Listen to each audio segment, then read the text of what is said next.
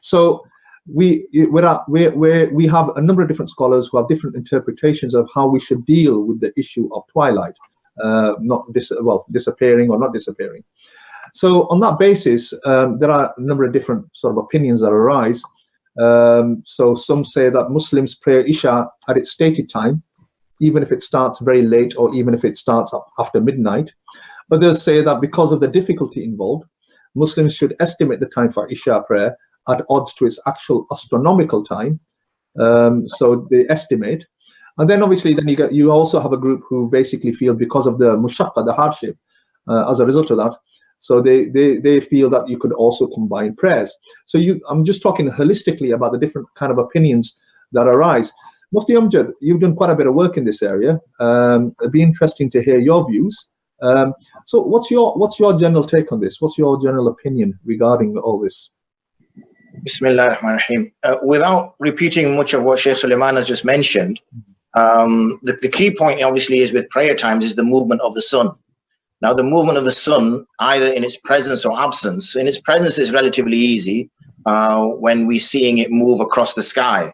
So when it reaches point Nadir and it goes to Zawal, and then we get the shadow lengths, and then we get sunset, that's relatively easy. It's when it's disappeared and we're looking at the remnants of the light left now on the western horizon. So as the sun is descending, then we start to see a kind of a redness in the sky appearing. The redness then becomes an orangeness, and the orangeness becomes then a yellow, and eventually becomes a white until eventually disappears. Now that's the fuqaha within the madhahib have used different color points to decide at what point to start Isha, because Isha has to start at night.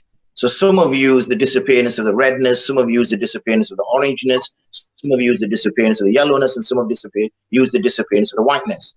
Now, because we don't actually go out and do mushahada anymore, in that we don't stand and look across the western horizon to determine whether the sun has set and what stage it's at, in order to make it easy for the people, what we now use are the astronomical data that we get from HMNAO, and we have to decide at what point which astronomical phenomena do we associate with which prayer time.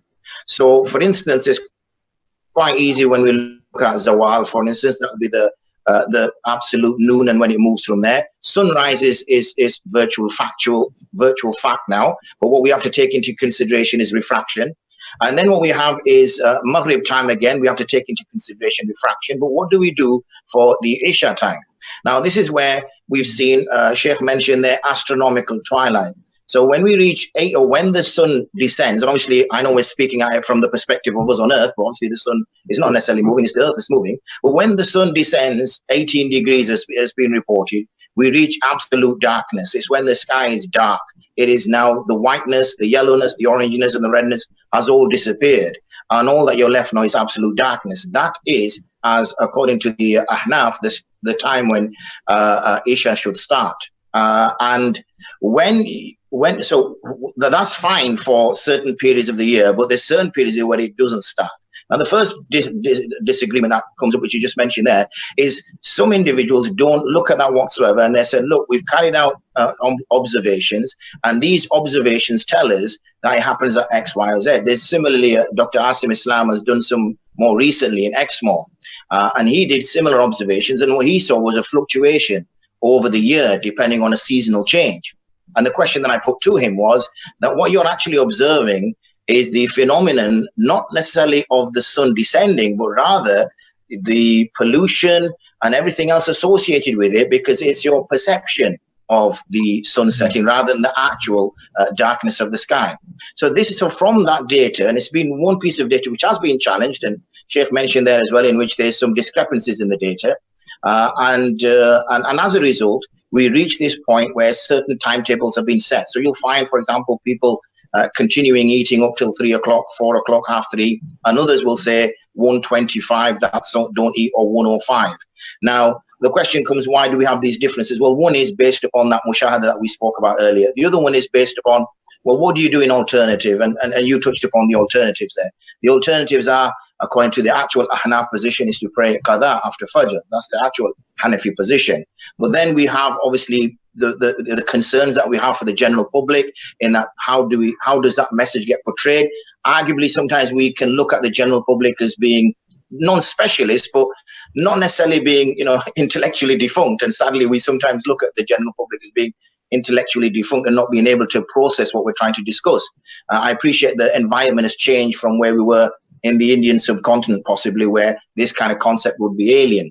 So you got that option. The other option you have is then to adopt the Shafi methods. And the Shafi methods are taqdeer. I need to calculate, to determine mathematically how you reach that. So we have subul layl, we have nisful layl, and we have aqrabul ayyam, aqrabul bilad. So various concepts which are used as, and if you look at the research material that's available on Bulgha, then Bulgha, there's about 7 to 8 different approaches which were applied in Bulgha, which is about 55 degrees latitude, in which the same phenomenon occurred.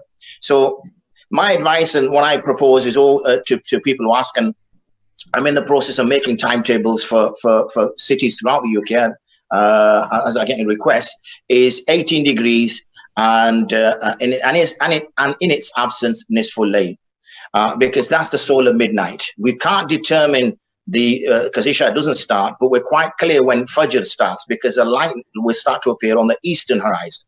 And there's got to be a point at what that happens. So the split between the sunset and the sunrise, and that's where the other positions are also absolutely valid. We've talked about Jama Taqdeem, in which Isha is brought forward. Some say that you make near, you don't have to make near for Qadha, but the Isha you pray today is actually for the Isha that occurred yesterday during the perpetual twilight. Okay, Jazakallah khair.